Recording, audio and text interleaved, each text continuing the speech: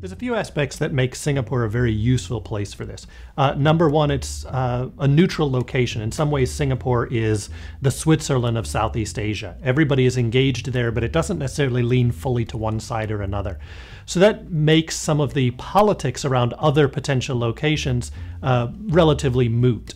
On the other hand, there's a great infrastructure in Singapore, plus the Singapore Intelligence Service is very strong. So being able to control that space is something that both the Americans and the North Koreans are going to be able to count on. Singapore hasn't necessarily played a strong role in U.S.-Korean talks, but there have been some dialogue that takes place there.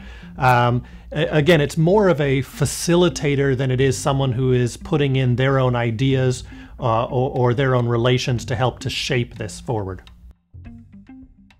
As we're watching this summit come, one of the interesting things has been that the North Koreans, in many ways, have already been giving all of the potential cards that they would have. They've released the prisoners. They've already committed to destruction of the nuclear site. They've committed to shut down the missile program. They've committed to shut down the nuclear program.